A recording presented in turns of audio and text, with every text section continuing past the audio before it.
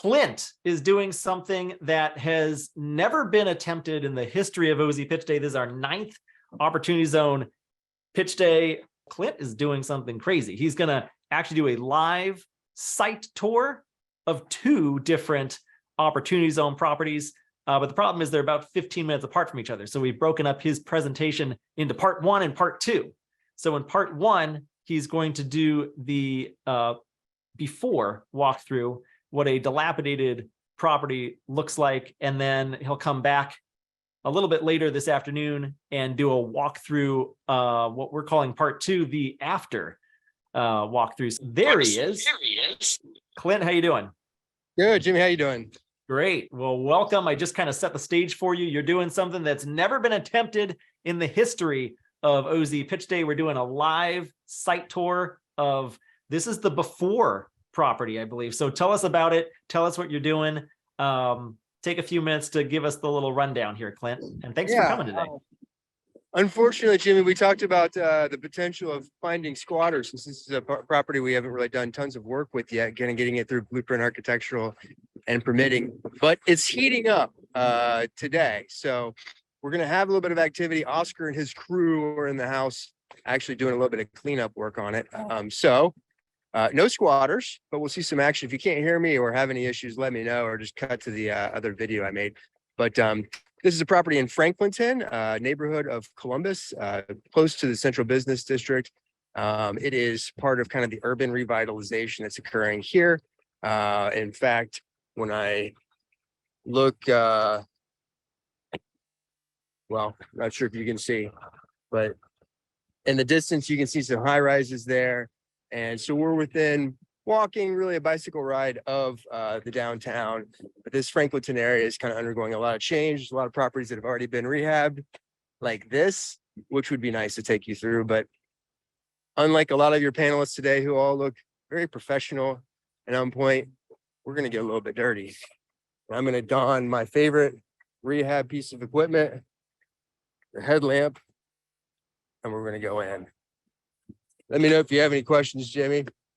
No questions yet. We can see you and we can hear you loud and clear. So all is looking good. Can't wait to get inside this property. Again, this is the before property. So take us inside, Clint.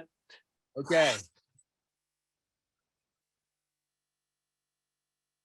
Oscar, can I sneak by? Can I sneak by, Oscar? Yeah. Thanks. This is Oscar. He's working on some of the demo work here. To really kick off the party, I'm going to take you where I always look first in a property.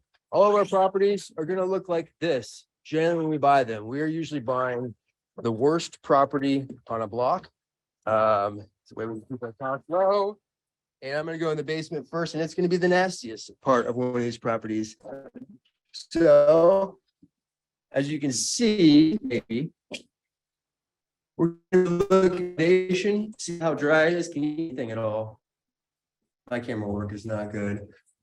Actually, the foundation here is dry, which is unusual since we usually don't have guttering systems in place. Mechanicals, we can actually have a hot water tank here, but otherwise, no mechanicals, almost never. This property was a burn property, so we're going to have additional structural and permitting that needs to go into place, and because they're all going to start off as condemned. This is a 2,500 square foot-ish unit, and excuse me, fellas. Take you all the way to the top. Then the next place I'm going to usually look is the top floor. That gives me an idea where usually the burns tend to go, what sort of structural issues I have. And then hips, gabling and stuff can get very expensive. So you can see this property, here's where the burn was. This upper third floor is always an issue for us because we have issues with, we need to create this firewall if we're going to keep it as one issue, or firewall the floors if we're going to have one full unit. So in this case, we're going to fire block the floors because this is not large enough really to have bedrooms with egress. And so this is the beauty of 869 and 871 Bellows. When I come back on in a bit, I'll walk you through a property that's been completed. Unfortunately, we'll have to do a 3D tour of that since all of our completed properties are occupied. questions? Can you hear me? Tremendous. Yeah, we can hear you. That worked better than expected, Clint. You broke up a little bit in the basement, but we could still see what was going on, and pretty good, I would say. I'm going to hold off on questions until you come back. Clint is coming back on at 2:25 p.m. Eastern time with part 2. I think you gotta drive across town a little ways, 10-15 minutes, and get to that next property. Is that right? Yeah, I got to get my lighting right, like I had this time. Looks good, Clint. Well, this was a first on OZ Pitch Day. Again, this is Clint with Nest Opportunity Fund, and he's going to come back in about an hour and do a walkthrough of the after version of what Nest Opportunity Fund does when they're renovating these projects, these Midwest residential projects. Clint, I think that's all for now. We'll see you in about an hour. Does that sound good? Yep. See you guys. Sounds great. We're heading back down to Columbus, Ohio. Clint has made the journey, I believe, back to his office there. And he's going to tell us about the after. So Clint, that was awesome. That was a first on OZ Pitch Day, that before walkthrough that you did of that dilapidated building that you are performing some substantial improvements on. So without further ado, I think you've got a few more minutes here to present what you got going on with Nest. Dilapidated. A couple questions. Hurts my feelings, Jimmy. That's what I have set up next time you come to Columbus to visit me. You're welcome to stay there. Yeah. So I've got a few more minutes. Hopefully you'll give me a gentle reminder when I have like 1 minute left, just to make sure I get basic terms. Yeah, so it was kind of fun walking you through property. I thought it was going to be open today, but we had Oscar and his crew in there doing the real work. And just to kind of remind you, we're Nest Opportunity Fund. We work on smaller residential properties in the Midwest, in particular Columbus, Ohio, and Lexington, Kentucky. We like those two markets. Before we get into it, our forward-looking statement that our attorneys make us tell you that we really have no idea what we're talking about. So do your own due diligence. But yeah, so Oscar and the GCs that we work with are kind of the boots on the ground, and we kind of need to back up sometimes and remember that this Opportunity Zone program was kind of intended to help those rise who kind of were left behind in the last economic recession. So just a quick snippet. Clint, the other Clint, runs our Columbus operations, and he has kind of a passion for helping those who are on their path to recovery. We are currently daily impacting our community. We are providing safe, secure housing for people to have the opportunity to live their best life. We are providing the opportunity for those in transition to utilize their current skill set or develop a new skill set so they can live their best life. So he does a lot. The folks he brings on as employees generally have graduated from some sort of addiction recovery program. So, there are some issues with, we do have turnover with initial folks, but we find that once they've gained some skills, they have kind of an immense loyalty to Clint, and it's actually helpful for us. So within Columbus and Lexington, we like those two communities, because that's where we're from. And really real estate is a blocking and tackling game. So the best city with a poor general partner is going to have lackluster results. But both Columbus and Lexington in the Midwest are some of the higher growing areas. And that's what we want. We want demographics to be helpful for us over the next 10 years. In addition, they're relatively stable, which is good for us on the residential side. I only have, maybe 2 minutes left, so I won't go through our A fund, which we closed in mid 2021, I believe. Just deals weren't penciling that well. We reopened our B fund. But we've got about 75 units in our A. It's pretty much deployed, but a lot of the same sort of properties. So we've got some smaller multifamily, the largest is a 31 unit, and then a lot of duplexes, quads, 8 units, even some single families. And then the B, Nest Fund B, which is currently open and really kind of hit the ground running towards the end of last year. This is kind of our rehab status year over year.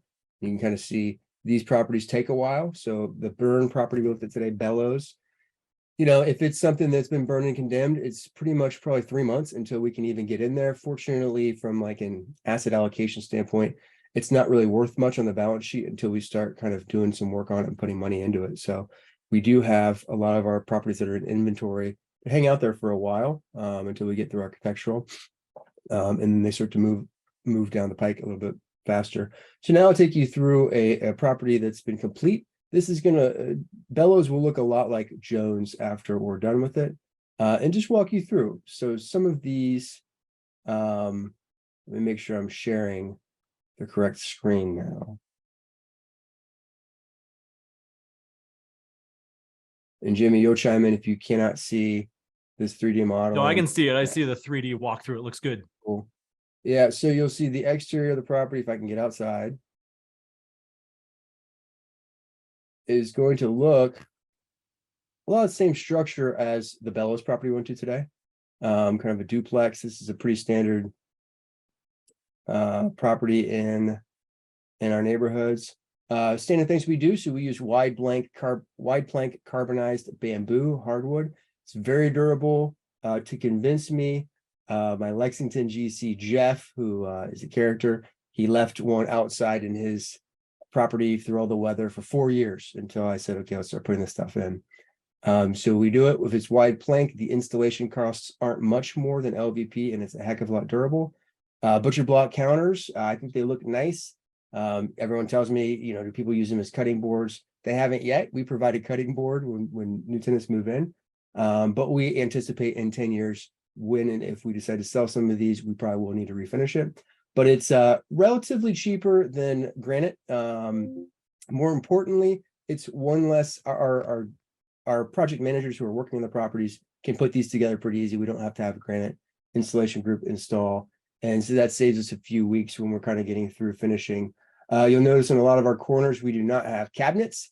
The corner cabinet a lot of times is the non-standard cabinet, which decreases our speed and gets things going. We usually try to have a half bath in most of our downstairs. Again, these are relatively affordable units. So this unit rented for $1,500, I believe, and the unit on the other side rented for $1,300. I won't take you through the basement. They're like a little bit less fun when properties are finished than they were, in properties that are not. But decent sized bedrooms in this property. Another interesting little thing that you probably wouldn't have in your house: closet doors. Interestingly, create a lot of headaches for us because a lot of times they're non-standard size. And probably the 5th time I spent about $1,000 on closet door installation and recut and whatnot, I said, let's just do curtains. We see most tenants tend to kind of take them down anyways, especially if they're bifold doors. We just have a lot of maintenance issues with them. So when we go to sell the property, if we go to sell the property in 10 years, we will maybe deal with the doors then. But this little bad boy, this little attic right here, probably was about $15,000 in additional spend, and was the big kind of head scratching question on this particular property. Does it make sense? Is someone going to view this from a rental perspective as a bedroom, or is it essentially going to be storage? This one was a win. We were able to rent this side for about $200 more than the other side, which does not have this. So those are the fun things that we're going through. Jimmy, can you see my regular presentation now? I do, and you've got 1 minute remaining. Perfect. You're doing great. Hey, thanks. Quickly just take you through the terms of our offering. So we are going to be a relatively conservative offering. That doesn't mean that we're income oriented. These properties are smaller, so they have pretty good capital gains generally embedded in them, as long as we get to choose when we're going to sell. But they aren't huge income oriented investments like giant multifamily will be. Well, we have the benefit though, when interest rates go up, it's not as much of an inverse correlation with the price. So we've got total of 11 million contributed capital in the fund. About $1 million of it is the sponsors, myself, my business partners, my family, and we've invested as LPs alongside you. We're going to leverage up to about 65%. And if we can't pencil deals at a 15% projected project level rate of return, then we'll start returning capital a little bit faster. We project the post-tax IRR of about 12%. That's going to be kind of in line with it being a little bit more of a conservative offering. Our fees are on its face about normal, but you'll see ours are extremely straightforward. We don't charge for marketing events. So, I think Jimmy, I saw you, I think, at an OZ event in Denver 2 years ago that was at the Four Seasons. I was staying at the hotel across the street that was quite a bit cheaper. So we've got 1.5% management fee net assets. We have a 4% pref, fairly low, and we also have a fairly low carry at 15% once you get your pref back. Any questions or comments? Feel free. Yeah, we're just about out of time. We did get one question from Joaquin a little while ago when you were doing that walkthrough of that burn property. He wanted to know, how much capital do you raise to maintain the operating costs for the business? I'm sorry, I got sidetracked. Joaquin is a guy that does our framing. He's into the framing of that property. So I was like, wait, Joaquin, Oaxaca? Hit me with that Probably different again. Joaquin. What was the question again, Jimmy? How much capital do you raise to maintain operating cost for the business? So, we're in scattered site small projects, which create a lot of things that aren't easy, but it makes the business model generally simpler, not necessarily easy. But with the capital that we have, 11 million in capital, one property or an additional property or one less property doesn't really matter much. So we buy with cash, we rehab with cash, we rent, and then we refinance and do it again. So we have a relatively hefty cash cushion almost all the time. And the reason for this is that in purchasing these properties, you have to act fast. You have to act with cash to get the deals at a reasonable price. So we really can't finance purchases, which makes working capital a lot easier. It makes purchasing the properties and doing your due diligence in 4 days heck of a lot harder, but it makes that particular issue not as much of an issue. Well, Clint, we're out of time. We're actually a little bit behind schedule, so I got to move on to our next presenter. Not your fault though. You were great. Thanks for presenting today. Always great to hear from you. Please do reach out to Clint and his team. You can contact team@nestopportunityfund.com to learn more. I'll post that. Or I'm admin list this week. Clint at nestopportunityfund.com. The next 2 days would be good as well. There you go. Get straight to the man directly. Clint, thanks so much for joining us today. Really appreciate your time. Thank you. My pleasure. Thanks for having me.